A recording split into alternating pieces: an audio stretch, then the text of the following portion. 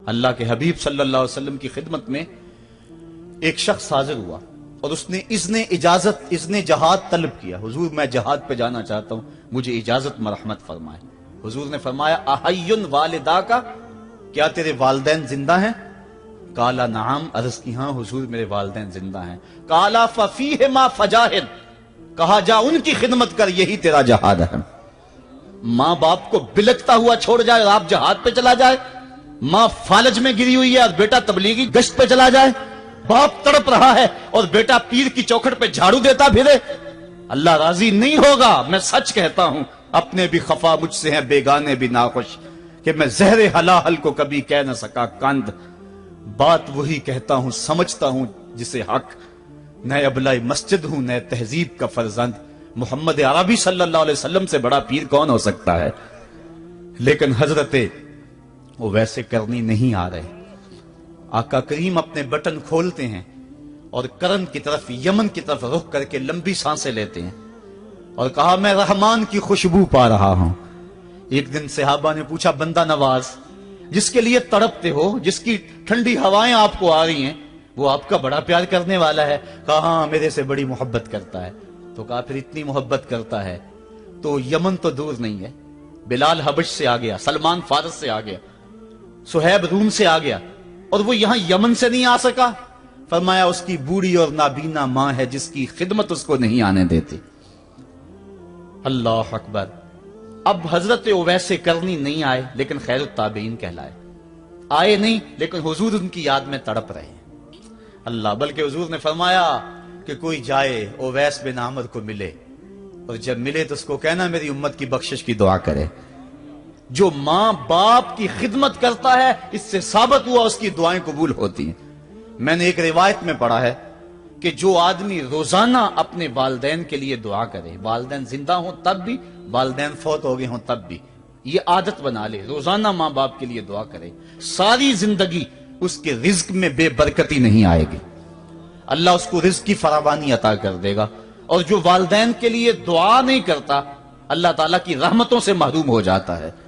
حضرت ابو ہریرہ رضی اللہ تعالیٰ عنہ جب بھی ہاتھ اٹھاتے تھے تو یہ دعا کرتے تھے, اللہم اغفر لابی ہریرہ ولأمی ولمن استغفر لہما.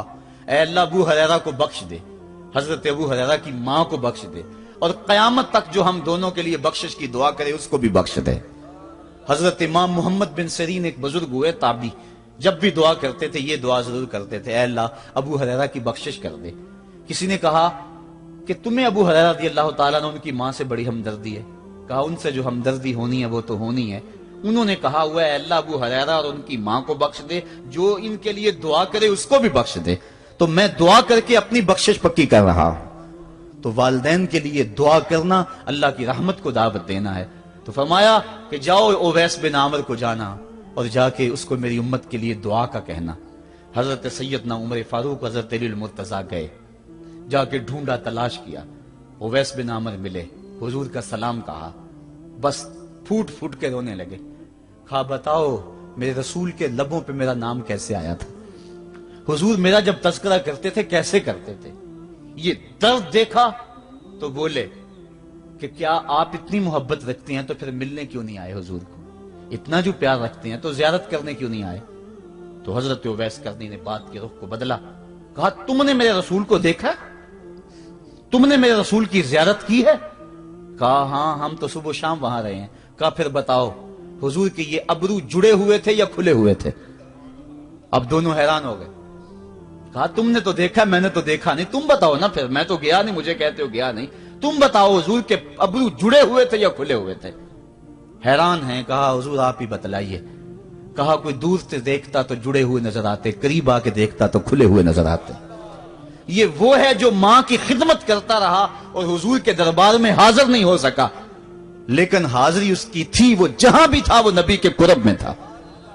تو اس لیے ماں باپ کی خدمت اتنا بڑا وظیفہ ہے. حضرت بایزید بستامی کہتے ہیں میں نے حق معاف کروا لی اپنی ماں سے, کہ ماں تیرے حق ادا کروں یا اللہ کے حق ادا کروں, تو مجھے اپنے حق معاف کر دے, میں اللہ سے اپنے حق معاف کروا لیتا ہوں, اپنی اللہ کو راضی کر لیتا ہوں. جنگلوں میں گھومتے رہے, 12 سال بیت گئے، ایک دن دوبارہ آئے، بستان کی سمت سے گزرے، خیال آیا چلو ماں کو سلام کر جاؤں۔ تہجد کا وقت تھا، رات کا وقت تھا، دروازے پہ کھڑے رہ گئے کہ میری ماں سوئی ہوگی، میں نے کبھی کوئی خدمت نہیں کی ماں کی، تو اب اٹھا کے تکلیف کیوں دوں؟ ساری رات کھڑے رہے۔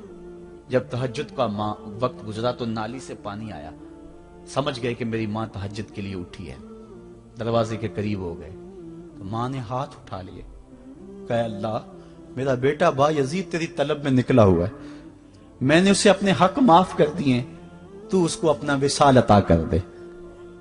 حضرت با یزید دروازہ کھٹکھٹانے لگے اور ماں کے قدموں میں لپٹ گئے اور رو کے کہنے لگے جس رب کو میں جنگلوں میں تلاش کرتا ہوں وہ تو رب میری ماں کے پاس ہے۔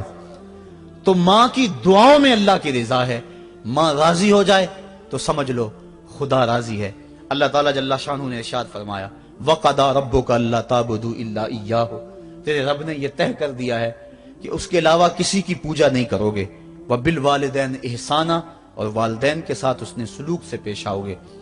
اما یبلغن عندک الکبر احدہما او کلاہما فلا تقل لہما اف ولا تنہرہما، اگر تیرے پاس دو یا دونوں میں سے ایک بڑھاپے کو پہنچ جائیں تو پھر ان کے سامنے تو نے اف بھی نہیں کہنی اور نہ ان کو جھڑکنا ہے اور ان سے نرم لہجے میں بات کرنی ہے۔ جب ماں باپ جوان ہوں، بچوں کی ضروریات پوری کر رہے ہیں، ان کے تعلیمی اخراجات اور ان کے معاشی سارے معاملات درست کر رہے ہوں، تو اس وقت تو والدین کی بچے تعظیم کرتے ہی ہیں۔ امتحان اس وقت شروع ہوتا ہے جب ماں باپ بوڑھے ہو جاتے ہیں اور چلنے پھرنے کی سخت بھی نہیں رہتی، صرف سانس کی ایک ڈوری لٹکی رہتی ہے، اور جس طرح بچہ اپنے بدن سے مکھی بھی نہیں اڑا سکتا تھا، اب یہ حالت ماں باپ پر آ گئی اور بچے کی طرح مزاج چڑچڑا ہو گیا۔ زمانے کے حالات بدل گئے لیکن ماں کی